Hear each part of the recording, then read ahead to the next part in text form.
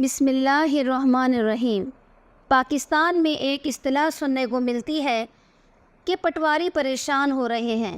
یہ لفظ پٹواری پاکستان کی سیاسی بحث میں اکثر استعمال ہوتا ہے، جس سے مراد زیادہ تر وہ لوگ ہوتے ہیں جو مسلم لیگ نون کے حامی ہیں۔ حقیقت میں کیا ہوتا ہے، کیا نہیں؟ سوال یہ پیدا ہوتا ہے، کیا یہ واقعی پریشان ہے؟ کالم نگار کا کہنا ہے کہ شاید یہ بدحالی حقیقت میں ہو رہی ہے، کیونکہ نواز شریف کے حامی خود کو موجودہ سیاسی اور معاشرتی منظرنامے میں ایک مشکل صورتحال میں پاتے ہیں۔ پٹواریوں کی بدحالی کا ایک بڑا سبب یہ ہے کہ نواز شریف اور ان کی جماعت کو موجودہ حکومت اور اس کے حامیوں سے زیادہ پذیرائی حاصل نہیں ہے۔ اس کے برعکس عمران خان کی مقبولیت میں خاطر خواہ اضافہ ہوا ہے، خاص طور پر سابق امریکی صدر ڈونلڈ ٹرمپ کے ساتھ ان کی ملاقات اور تعریفوں کے بعد جب نواز شریف امریکہ گئے تھے تو ان کے ساتھ اتنا خاص برتاؤ نہیں ہوا، بلکہ اوباما نے ایک رسمی خوش آمدید کہنے کے علاوہ کوئی خاص توجہ نہیں دی۔ جب عمران خان امریکہ گئے تو ٹرمپ نے نہ صرف ان کی عزت افزائی کی بلکہ انہیں ایک بڑے کھلاڑی اور مشہور شخصیت کے طور پر سراہا۔ ٹرمپ کے اس رویے نے عمران خان کے حامیوں میں جو اصلاحاً یوتھیے کہلاتے ہیں، خوشی کی لہر دوڑ گئی ہے، اور ان کے مخالفین خصوصاً نواز شریف کے حامی اس چیز کو خاصی ناپسندیدہ نگاہ سے دیکھتے ہیں۔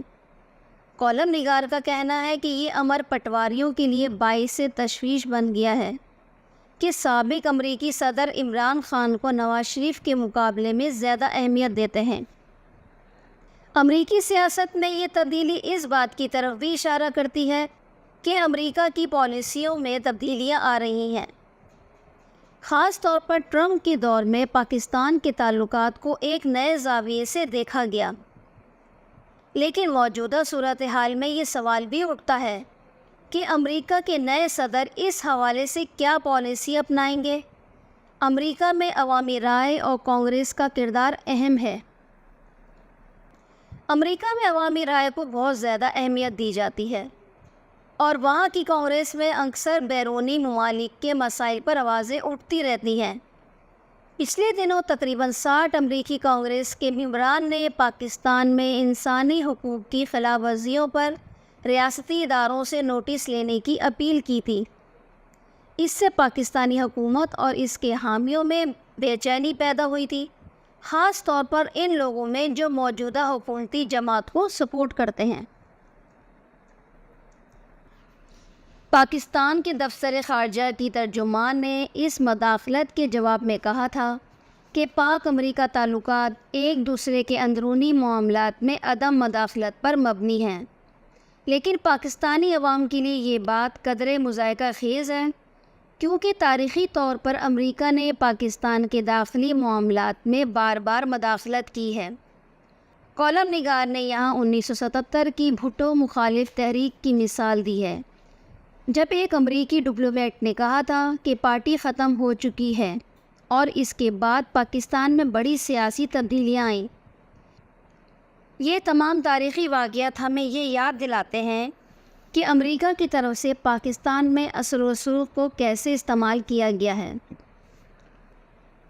اقتصادی مشکلات اور IMF پر انحصار پاکستان کی موجودہ معاشی صورتحال بھی اس تعلقات پر گہرا اثر ڈال رہی ہے۔ IMF کی شرائط پر انحصار کرتے ہوئے پاکستان کی خود مختاری متاثر ہو رہی ہے، اور اقتصادی طور پر وہ امریکہ اور دیگر عالمی اداروں پر انحصار کر رہا ہے۔ کالم نگار کا کہنا ہے کہ یہ صورتحال پاکستان کے لیے ایک کمزور پوزیشن پیدا کرتی ہے، جہاں اگر IMF کی طرف سے مالی مدد نہ ملے تو معیشت مزید بحران کا شکار ہو سکتی ہے۔ یہ معاشی دباؤ اور عالمی اداروں پر انحصار پاکستانی حکومت کے لیے ایک بڑی چیلنج بن چکا ہے، خاص طور پر جب امریکہ جیسے ممالک پاکستان پر انسانی حقوق اور دیگر معاملات میں دباؤ ڈالتے ہیں۔ اس دباؤ سے نمٹنے کے لیے پاکستان کو اپنی معیشت کو مضبوط بنانا ہوگا اور عالمی اداروں پر انحصار کم کرنا ہوگا۔ کالم نگار نے تاریخ کے کچھ واقعات کا ذکر بھی کیا ہے، جیسا کہ 1965 کی جنگ اور اس کے دوران امریکہ کے ساتھ دفاعی معاہدے۔ انہوں نے کہا کہ شاید اگر پاکستان نے ان معاہدوں میں کچھ تبدیلیاں کی ہوتی تو مستقبل میں بہتر نتائج سامنے آ سکتے تھے، مگر اس وقت بھی پاکستان نے جلد بازی میں کچھ معاہدے کیے جو کہ بعد میں نقصان کا باعث بنے۔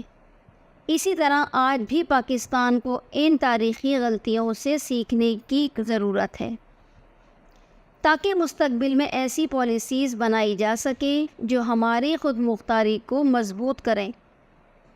اگر ہم ماضی سے سبق نہیں سیکھیں گے تو ممکن ہے کہ موجودہ عالمی اور علاقائی حالات میں بھی ہم ویسے ہی کمزور پوزیشن میں رہیں جیسا کہ پہلے تھے۔ آج کے حالات میں پاکستان کو اپنے اندرونی اور بیرونی معاملات کو بہتر انداز میں سنبھالنے کی ضرورت ہے۔ امریکہ کے ساتھ تعلقات میں ہمیں یہ بات سمجھنی ہوگی کہ یہ تعلقات ہمیشہ عدم مداخلت پر مبنی نہیں ہوتے، اور امریکہ کی طرف سے کانگریس یا عوامی رائے پاکستان کے داخلی معاملات پر اثر انداز ہو سکتی ہے۔